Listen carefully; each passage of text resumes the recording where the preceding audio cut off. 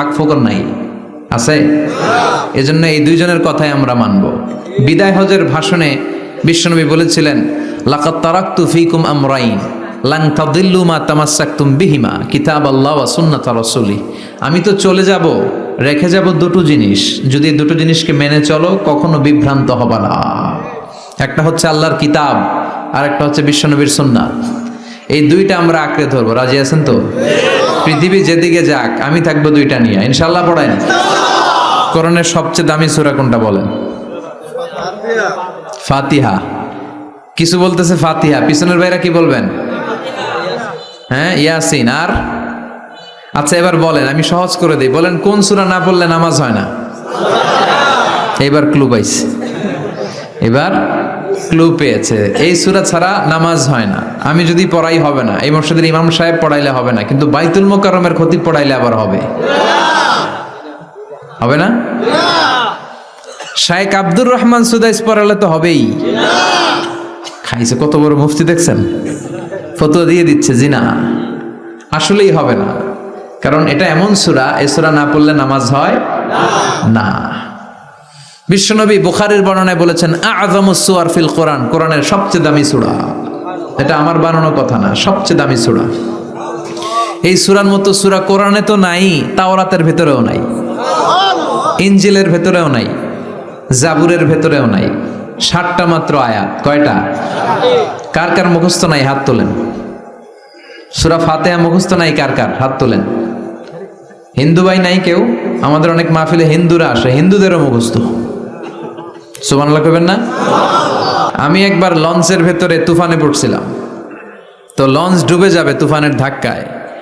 তো দেখলাম লঞ্চের ভেতরে শুধু মুসলমানরাই জিকির করে না, হিন্দুরাও জিকির করে।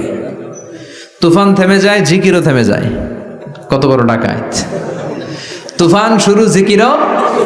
সবার মুখে এক চিৎকার, বাঁচাও। আমি বললাম কে বাঁচাবে? কে? হুজুর আমনে। ভাবছে আমি দোয়া কালাম পড়লে বেঁচে যাবে, তো আমি বললাম আমি যে বাঁচাবো, আমারে বাঁচাবে কে? মনে রাখবেন, কেউ বাঁচাতে পারে না, একজন ছাড়া। চিৎকার করে বলতে হবে তিনি কে। কোরআনের সবচেয়ে দামি সূরার নাম সবাই বলেন। এই সূরাতুল ফাতিহার মাত্র 7টা আয়াত। কয়টা আয়াত?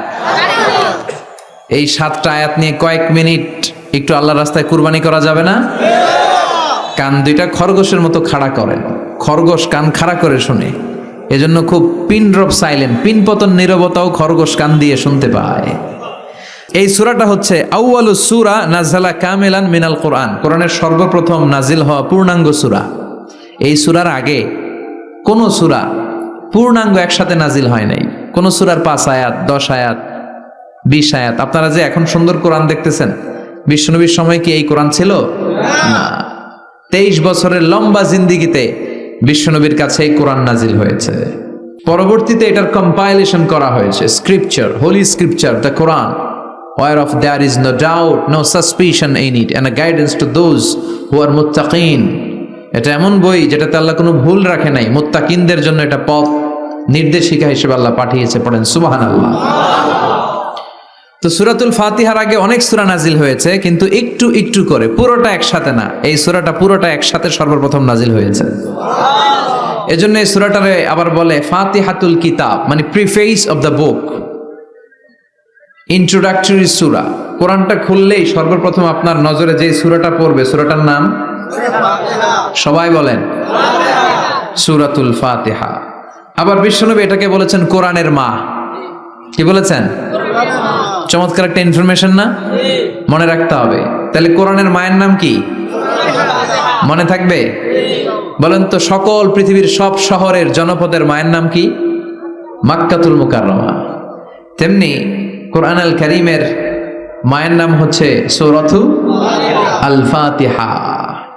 এরপরে বিশ্বনবী বলেছেন এই সূরাটা হচ্ছে সূরাতুল ওয়াফিয়া, অখণ্ড সূরা। এই সূরাকে খণ্ড খণ্ড করে পড়া যায় না।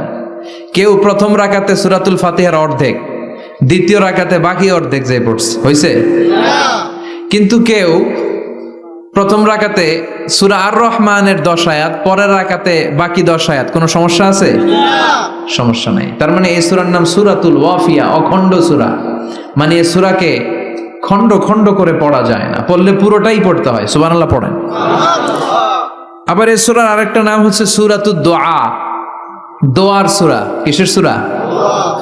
কেমন করে আল্লাহর কাছে প্রার্থনা করতে হয়, দোয়া করতে হয়, ফরিয়াদ করতে হয়, সে কথা এই সূরার ভেতরে আছে না নাই? কারণ এই সূরাতে আমরা প্রতিদিন একটা দোয়া করি, ইহদিনাস সিরাতাল মুস্তাকিম। মানে কি? আল্লাহ আমাকে সরল সঠিক পথ দেখাও। আমাদেরকে পথ দেখায় কে? চিল্লায় বলেন।